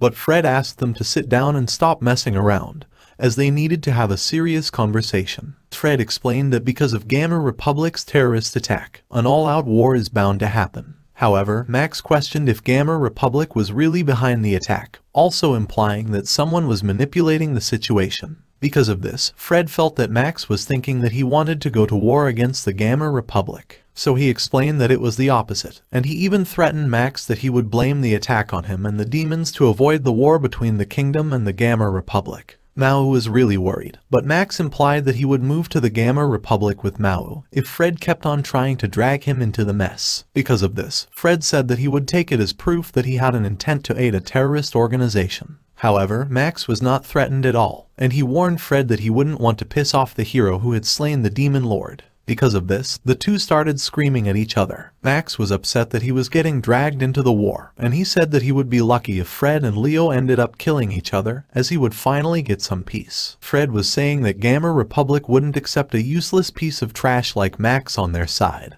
and he was also insisting that he was trying to end the war. Maou had to release her power to stop the two from exchanging blows, and after sensing her strength, Fred asked Max for Maou's identity, but Max refused to answer and decided to leave instead. Fred warned him again, but he just ignored him and told him to pay for everything they ate, so Fred regretted that he didn't poison Max. After returning home, Max's stomach was suddenly in pain, so Maou was worried that he was poisoned. But Fred actually put a laxative on Max's food as payback for the trouble that Xenia had caused them. At the same time, Inigo and her group found out that the kingdom had framed them. Because of this, Leo realized that they couldn't avoid the war anymore, and he promised that he wouldn't let this matter go unpunished. Grimm's went to meet with Fred again, although he was messing around and acting silly. Fred knew what he was after, so he started talking about their real topic, which is the Gamma Republic. Grimm's pretended that he regretted that they couldn't have a peace treaty with the Gamma Republic anymore, and he asked Fred what they should do next since normal means of attack wouldn't work as long as Leo was around. Fred thought that peace wasn't really an option in the first place since the kingdom shouldn't accept the Republic's existence, and he thought that the Republic would crumble as long as Leo disappeared. Grimm's agreed, but he emphasized that only another member of the hero's party could deal with Leo. However, Max is hopeless and Yuria has already retired, so Fred was the only option left. Fred thought that he was strong enough to deal with Leo. Grims told Fred how he had a classmate who had entered the Bureau of Magic at the same time as him, but he was able to climb the ranks much faster. However, he found out that the guy was a fraud, and he exposed all of his wrongdoings to the public, so the guy lost everything and killed himself. Then Grims took his place, and it served as a short path to his success. And although he said that he still sees him in his dreams, he didn't regret what he did at all, thinking that he corrected a guy who was headed down the wrong path. Fred declared that he wouldn't hesitate to wipe out the terrorists, but he insisted that he would deal with them alone. Grims was satisfied with Fred's plan. Inside Max's apartment, Xenia told Maou that she still hasn't finished analyzing the laxative Fred used on Max. At the same time, Max came out of the comfort room, and he was in tears. Maou thought that he was broken because of stomach problems, and it was the first time she had seen him cry like this. However, it was because he had lost a bet worth 89,000 yen. Maou scolded him for gambling even though he doesn't have a job. Max explained that he thought he would win big because of the odds, and then he said that he would go with a safer bet next time before asking Maou for some money again. And Maou actually gave him 50,000 yen, so Xenia had to scold her for enabling him. However, Maou thought that it wasn't the right time to focus on gambling before pointing at the television to show Max the intensifying conflict between the Republic and the Kingdom. The citizens thought that the attack was really caused by the Republic, but they were more upset that Max wasn't stepping out to stop Leo and his men. Max didn't want to take action, and he didn't want to continue watching the news, so he told Maou and Xenia that he was going out for a walk. Maou asked to tag along, worried that Max would blow 100,000 yen this time if she left him alone. Maou asked Max where he would want to go. He said that there would be if he were alone. Maou said that he shouldn't worry about her and that they should still go to the place, but he refused, so Maou was upset. She thought that he hated hanging out with her. She didn't know that he wanted some alone time to play with his thing. Max explained that it wasn't a place where you go with another person, and he said that he wouldn't bring him no matter what, so he ended up getting punched in the face. At the same time, a little girl called Max from behind, and she thought that Maou was his girlfriend. Maou remembered that the little girl was one of the kids who had played with Max previously, and she thanked her for looking out for Max. However, the little girl called her a thought. Maou was surprised with the way she addressed her, and she immediately tried to lecture the girl. But the girl just called her way of talking funny. Max noticed that she was bringing badminton rackets, but she was alone, so the girl explained that she doesn't have anyone to play with, and he should play with her. Max refused, but Maou asked him to play with her, saying that it was much better than gambling. The girl insulted Max for being bad at the game, but they still continued to play. Max asked if her mom was doing fine. The girl said yes before saying that her mom's belly is huge and she is having her little brother soon. Afterwards, the girl gave Maou her racket, asking her to play with Max, and she wanted to watch them instead. Max reminded Maou not to use her powers and to act naturally, as they would be in trouble if the little girl noticed something. While playing, Maou used telepathy to ask Max if he would really just sit back while Fred and Leo were trying to kill each other. He was annoyed that Maou also wanted him to take action like the other citizens, and he told her that he'd rather focus on gambling to try and get rich than meddle with the two. Because they were arguing, their game also got intense, and they started using their real strength and abilities. Maou thought that Max from 10 years ago wouldn't ignore his friend's predicaments, but Max argued that he is completely different from 10 years ago, and a demon like Maou who could stay young forever wouldn't understand him. The two were completely exhausted after their match, while the girl was just amazed by them, also saying that she had gained some respect for Max because of it. Then she gave Max a candy, saying that it was a souvenir and she was asked to give it to him. Afterwards, she asked Maou to teach her badminton techniques. Max was seriously thinking about what the little girl wanted him to do in exchange for the candy, so he didn't notice that the shuttlecock was coming straight to his eye. Fred had already made his way to the borders, and he was determined to face Leo and his allies alone. He even refused to follow the officer who tried to get him under his command. He didn't hesitate to use his magic to deal with the officer, and he didn't care that he could lose his position for it.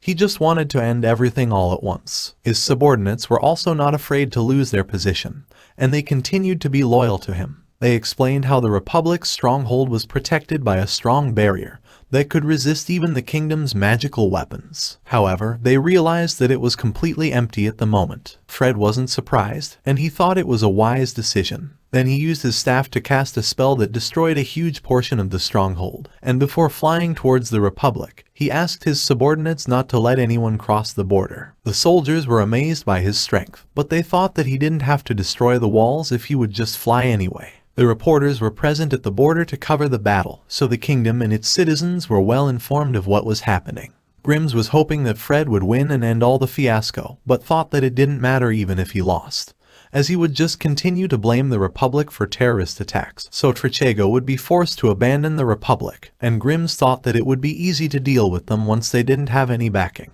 Then he thought that he would need to pick a more open-minded chief secretary for the Bureau of Magic if he lost Fred in the battle. At the same time, his secretary barged into the room in a panic. She showed Grims that a PooCuber was live streaming how Fred was beating Leo's men one by one, and the stream was titled "The Kingdom Invades the Gamma Republic." He couldn't understand how someone managed to get the footage, as they prevented the media from entering the border. Fred was aware of the drone broadcasting his actions, but he didn't care and continued dealing with Leo's men. The other reporters were curious about who managed to cross the border and film the battle, while Grims had already lost his cool, as banning the account used for the live stream was not enough, as someone else would just start a new one. And since he was the one who convinced Fred to fight, the other ministers thought that it was all his doing. And even when he said that he wasn't responsible for it, the ministers didn't fully believe him, as he was never trustworthy in the first place. The reporters who previously followed Max were the ones responsible for the broadcast. They managed to sneak in as they sneaked into the borders in advance and camped in the woods. Although the cameraman was happy that they could broadcast Fred's actions,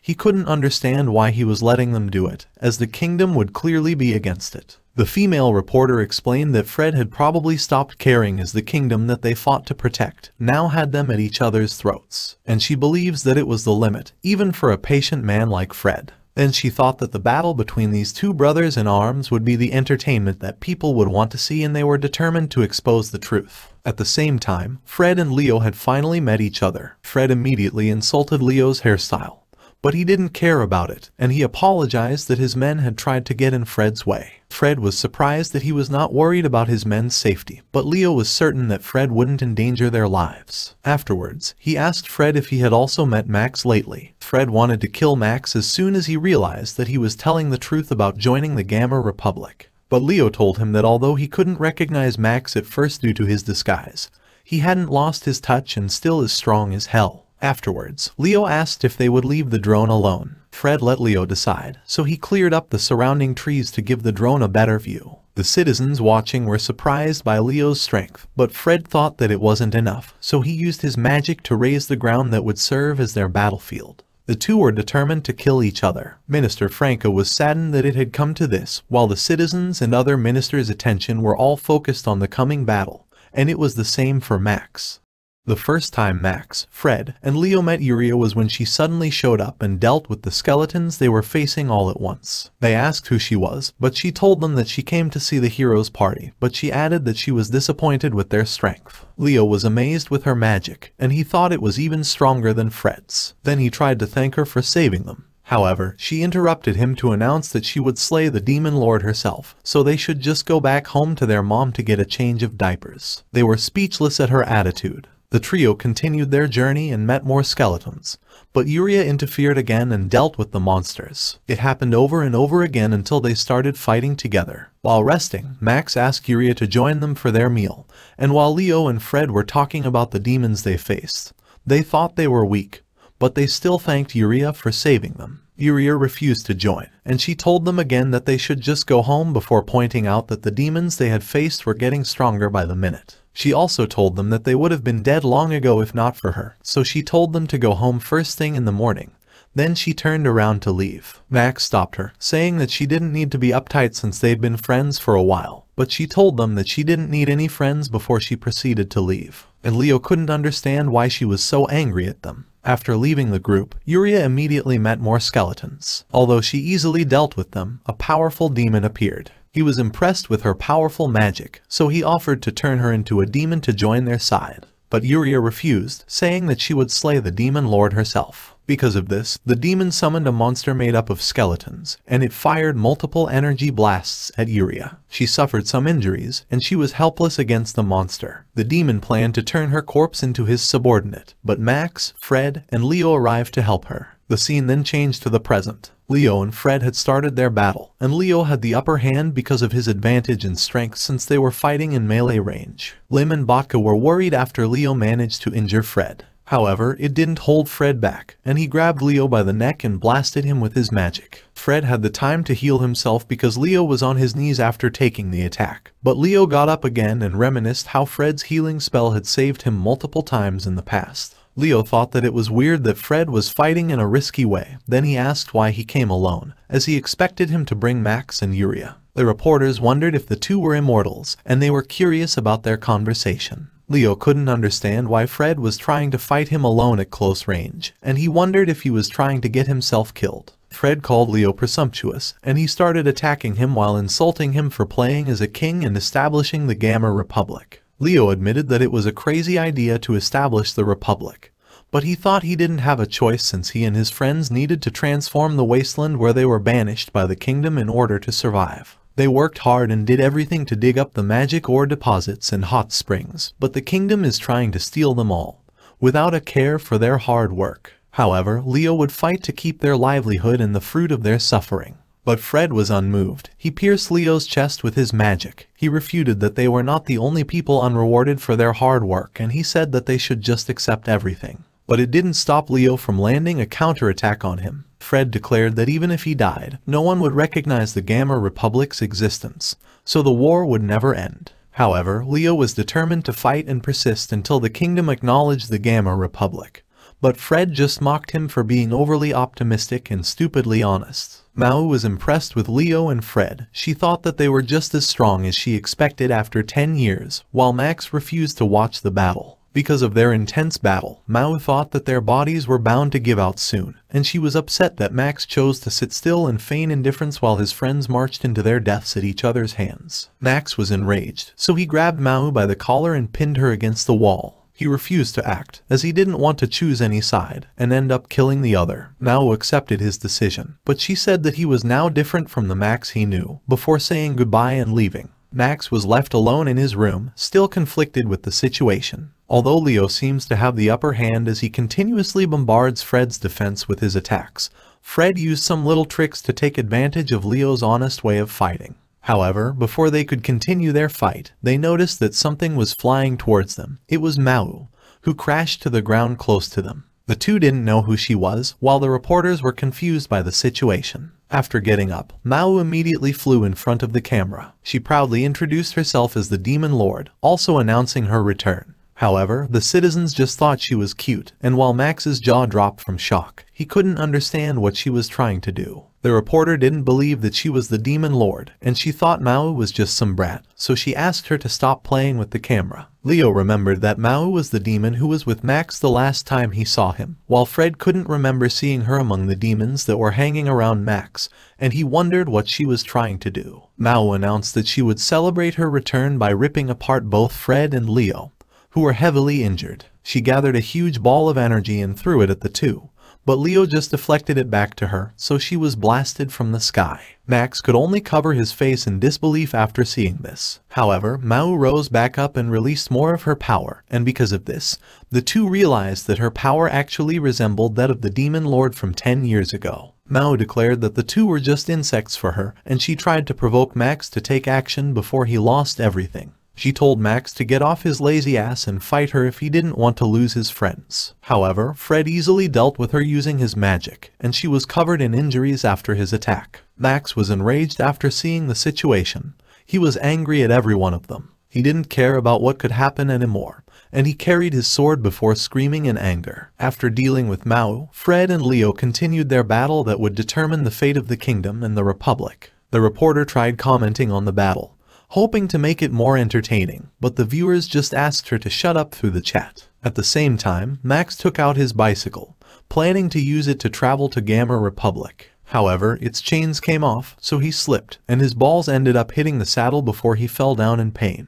After fixing the bicycle, Max used his extraordinary strength to travel quickly through the road, on the building walls, and eventually he even cycled in the air. Fred and Leo were both in bad condition, with their body covered in injuries already, and they were also prepared to die. Everyone's eyes were glued to their phones, waiting for the battle's outcome, which would determine the fate of both the kingdom and the Gamma Republic. Lim was in tears. She didn't want to see Fred die, or kill his own closest friend. However, Botka noticed that something was coming their way. It was Max on his bicycle, and everything was thrown away wherever he passed through. He jumped past the wall with his bicycle, then jumped to Leo and Fred's location while slashing his sword. However, he ended up receiving their final blow for each other. Fred and Leo were dumbfounded as they stared at the unconscious Max, who was lying on the ground. Fred, Leo, and Max managed to destroy the monster made up of skeletons. They thought they had managed to corner the demon after dealing with its summons. However, they couldn't do anything to stop it from leaving. Yuusha tried to leave right away after the battle,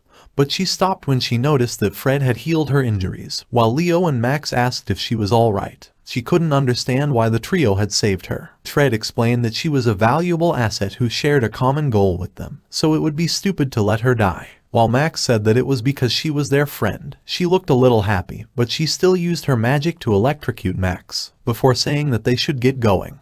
Fred was scolding Leo for always rushing and recklessly in every battle, but he kept on surviving because of Fred's healing magic. Even Leo knew this, so he thanked Fred for always helping him. Fred continued lecturing, saying that Leo wasn't even the only pain in the ass for him, but he was still the most reckless, so he gave Leo an artifact that could counteract low-level magic targeting him. Leo happily thanked him for it, but Fred hit him in the head before saying that he needed to use it so he didn't have to constantly heal him. Yuusha saw their interaction. She wondered why Fred couldn't be honest for once, while Leo couldn't even realize how Fred was worried for him. She couldn't understand how Leo had all that strength but had zero emotional intelligence, and she thought Fred was going to blow up on him eventually, so she told Max that if anything ever happened, he would have to play referee. Max felt troubled thinking about it. He thought it would be a big responsibility, but Yuusha said that she would be counting on him. Sarah was carefully watching Max, Fred, and Leo's situation through her smartphone. She was even doing a play-by-play, so her mom,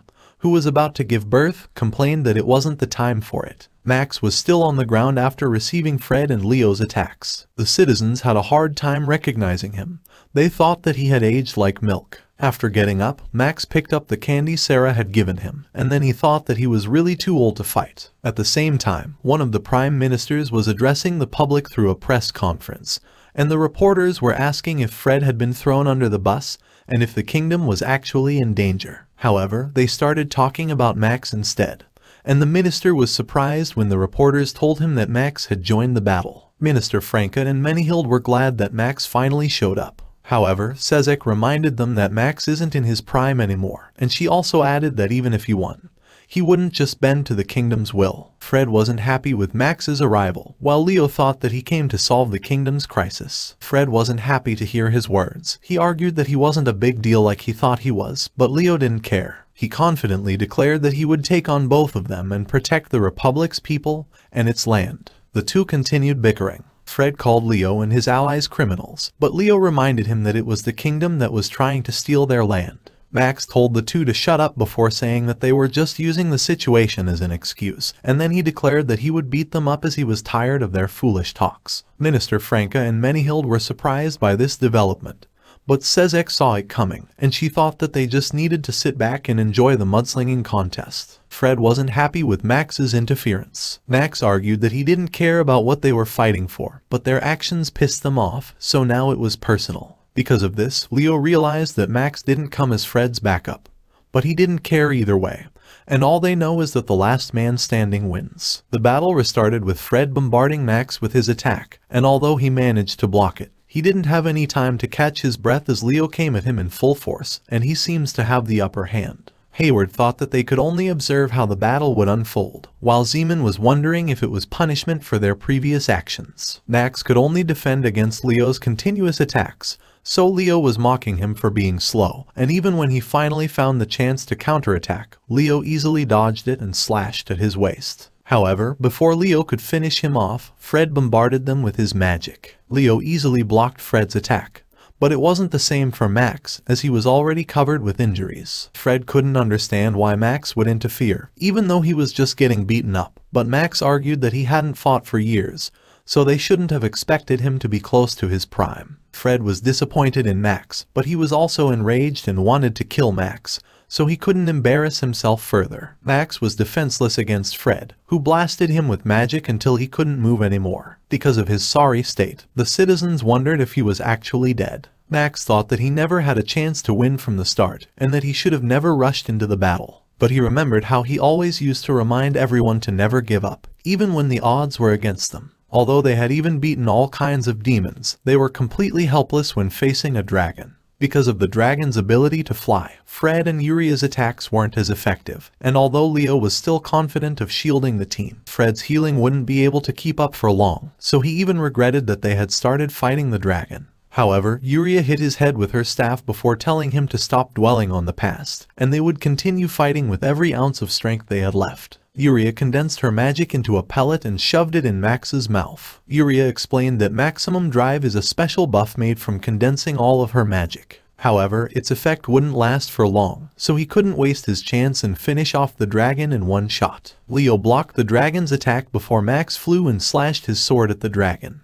Going back to the present, Max regained his will to fight. However, he couldn't stand back up, so he had to crawl towards the candy that Sarah had given him. Fred and Leo noticed that it was the pellet containing Yuria's condensed magic, but it was too late to do anything as Max had started chewing it, immediately putting him into maximum drive. Seeing Yuria's silhouette behind Max, Leo remembered the old times when their group fought together, while Fred was just pissed that she got involved as well. Yuria reminded Max that the buff wouldn't last long, so he would need to settle the battle quickly. However, she knew it wouldn't be as simple, as Fred and Leo are also familiar with maximum drive. Afterwards, she apologized that she couldn't join the battle due to her pregnancy. Then she told him that she has faith in him and that he needs to beat them up and give them a taste of their own medicine. Fred tried to attack Max. He was still enraged because of Yuria's interference, but this time Max appeared in front of him, swinging his sword, before he could cast his spell. After dodging Max's attack, Fred cast his spells and bombarded Max with countless energy blasts. However, Max easily blocked all of them, even the powerful spell he had channeled. Max didn't waste any time. He appeared above Fred before slashing his sword, and the barrier protecting Fred couldn't block Max at all.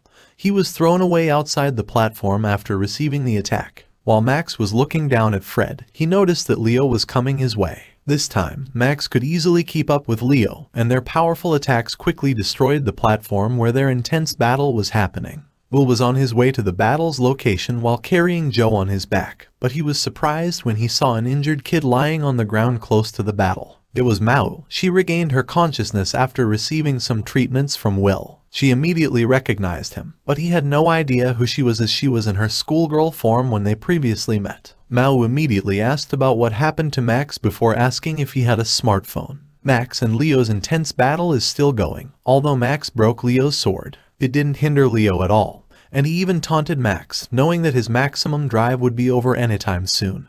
But Max just told him to shut up before making his move again. The ghost was also watching the battle, and she was cheering for Max to kick Leo's ass. Fred finally got up again, but he was in a sorry state after Max's attack. He couldn't understand why they were all fighting like a bunch of children, but he was still blaming it on Leo for defying the kingdom, and he thought that if Max had cooperated from the start, they would have solved everything without having to pulverize each other. He couldn't see how Max would solve their problems even if he managed to win, and his only option was to replace him as the kingdom's lapdog. He was upset that he was surrounded by idiots, but he started asking himself if he was actually the idiot. Max and Leo's intense battle was at its end, but before Leo lost consciousness, he warned Max of Fred, who had already formed a gigantic ball of energy aiming to finish off the two of them. However, someone blasted it apart before it could reach Max and Leo. It was Maou, and Fred finally realized that she was really the demon lord from 10 years ago. Max didn't let this chance slide as he appeared behind Fred while swinging his sword at his shoulder. The citizens cheered for Max after seeing his victory, but they started wondering if it was actually a good thing and what the kingdom's action would be regarding this. After dragging Fred and Leo, Max looked for the camera. The citizens watched in anticipation for his next actions, and they were surprised when Max bowed down and started apologizing.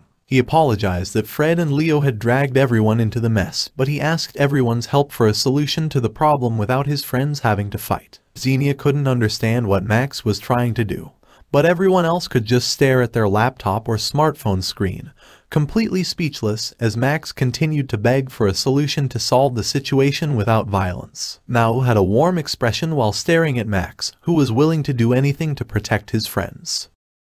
Maou prepared a feast to celebrate Max's victory, and he had a pot belly while in a food coma before he could even finish it. He couldn't believe that Maou even managed to prepare a cake and pizza from scratch using his tiny kitchen. She complained that he barely made a dent in their feast before saying that it was not every day that they got to celebrate Max's victories. And she happily played with Max's potbelly. The ghost was annoyed by their sweetness, and she even had the urge to strangle Max. Maou praised Max for not only saving Fred and Leo but also for ensuring a future for the kingdom and the Republic. But Max said that he didn't do everything by himself. He said that it was thanks to Yuusha and her, as he would have died without their help. Maou blushed after hearing his words, but she leaned on him while saying that she hadn't contributed much, and Max also leaned on her before thanking her. However, Maou felt embarrassed, so she changed the topic by saying that she needed to keep the leftover foods for the next day. They thought Xenia could finish off all the food by herself, so Max suggested having her come over. But Maou still wanted to be alone with him, so she tried to make some excuse, and the ghost was still annoyed after seeing the duo's interactions. However, someone suddenly started ringing their doorbell. It was Xenia, and she was begging for Maou's forgiveness while panicking. Maou couldn't understand what was going on, so Xenia explained that while she was analyzing the data she got from the Bureau of Magic, she got tricked into clicking a virus, and all the data she got was stolen. Maou wasn't upset about it, as she even forgot that they got this data from the Bureau of Magic. Xenia thanked Maou for forgiving her before she noticed all the food Maou had prepared for Max. She asked if it was Max's birthday. Maou realized that she had no idea why they were celebrating, so she immediately opened the television and showed her the news. And the video of Max's begging was shown right away.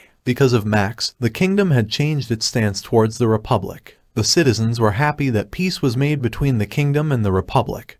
But Max was still the center of the news. The citizens were impressed with his strength, but they thought even the groveling he did was cool. Xenia was glad that Max was popular for a good reason, and Maou felt the same. At the same time, Leo was clearing a path in the middle of a forest at a rapid pace, and after seeing this, the soldiers realized how the Republic managed to build a city and fortress with so few people. Inigo gave the soldiers some tea, so they thanked her for the hospitality, and they also asked if it was alright for the Republic that they became an autonomous territory of the kingdom. Inigo explained that they never wanted to establish a country in the first place, and they only wanted to protect the land that they worked hard to develop. She was glad that the conflicts were solved peacefully, and they even started working on the road that will connect the Gamma Republic to the kingdom. The soldier was certain that tourists would flock to the area once the road was established. Inigo agreed. She thought that the hot springs would be their specialty, and she offered to let the soldiers use them after their work. The soldiers rejoiced after hearing this. Will and Joe couldn't believe that Leo was already working. Like he didn't have a gaping hole in his chest just recently.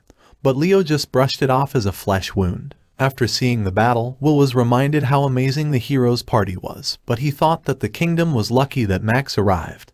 He was certain that Leo would win against Fred without his intervention. However, Leo didn't really have any idea how it would have ended, and he was just glad that their relationship with the kingdom was mended thanks to both Max and Fred, as he was certain that he would not be able to do it on his own. Then he urged the two to continue working after reminding them that from now on they are part of the Gamma province. Fred couldn't believe the number of news stories still featuring Max groveling videos, but Lim said that the public was aware of how he put his life on the line for the good of the kingdom. Afterwards, she told Fred that she came across valuable data, and he was surprised to hear what it was. Fred immediately checked the memory card Lim had given her on his PC. He was dumbfounded when he saw Max's failed attempt to be a popular poo-cuber. He couldn't believe how bad he was and that he even involved Maou in one of his videos. Lim was happily drinking with vodka. She thought that Fred would start favoring her after showing him Max's hilarious videos. However, Fred was extremely frightened after the ghost came out of Max's closet and straight out of his monitor. Trigorin was upset that the kingdom had to change its stance towards the Republic because of the citizens' sympathy towards Max and his friend.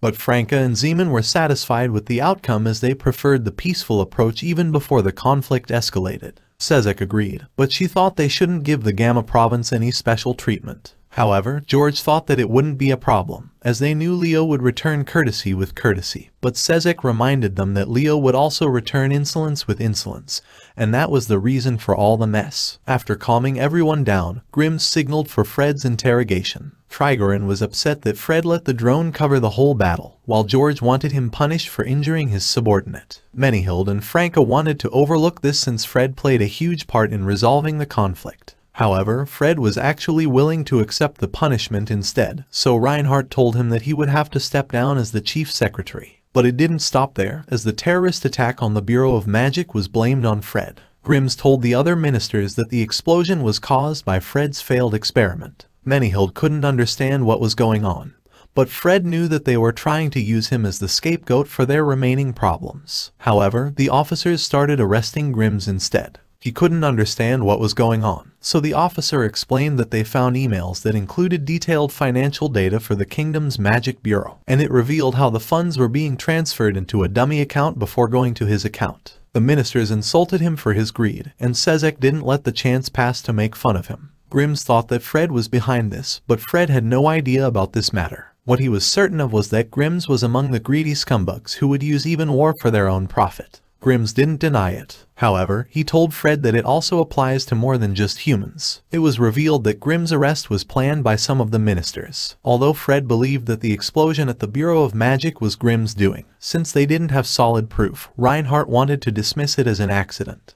Afterwards, Trigorin praised Fred for exposing Grimm's embezzling of the Bureau's funds. Fred denied knowing anything about it. However, he couldn't stop his laughter when he realized that it was thanks to Xenia's infiltration. Seeing that everything had been settled, Frank cited his request in exchange for playing along with the farce. However, Reinhardt revealed that he had the same intentions anyway, and that was to appoint Fred as minister, as not only did he save the kingdom twice, his qualities also suit those of a minister perfectly. Max's groveling video was still as popular as ever, and it even reached 10 million views, so Max found it hard to drink booze freely in public without being recognized. And every time the reporters found him, they would surround him to ask all kinds of questions, so Max even had to use his extraordinary strength to escape. Yuria was already used to seeing this ruckus, and she was just glad that she got to have some peace.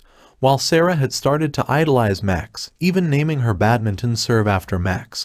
Although Yuria thought it was too easy, Max had finally returned home after escaping from the reporters. Maou thought that he would be tired after running away, so she wanted to prepare a stamina-boosting bowl for him. Max requested extra garlic, but he realized that Maou and Xenia shouldn't have any reason to stay in his apartment after they solved the problem with the Republic, and they were even mortal enemies. He even declared that he was back in his hero groove. However, Maou argued that he barely fought for 5 minutes, so he was still far from returning to his glory days, and she still had to take care of him. Xenia also wanted to stay because of this, but Max didn't care and asked them to get out of his room. Hearing this, Maou reminded him that he wouldn't be able to eat her hamburger, steak, pizza, and cake if they really left, so Max gave up on asking them to leave, and the ghost was disappointed with this outcome. Xenia wanted a toast for their renewed friendship, but Max refused, saying that he would never drink with her again, even when she promised not to repeat her mistake, so Maou asked him to cut her some slack. When Max and his friends took their first photo together, they had to repeat it multiple times because Leo couldn't stop himself from closing his eyes, and although Yuria complained, she also wanted to try different poses while Fred just wanted to get everything over with. This marks the end of their heroic adventure. Fred, Leo, and Yuria were surprised when Max told them that they wouldn't be seeing each other again, but it was because the world was finally at peace. The three happily nodded, and all of them started going their separate ways. Thank you all for watching. Please drop a like if you enjoyed this series as much as I did, and don't forget to subscribe so you won't miss out on any new series recaps coming out on this channel.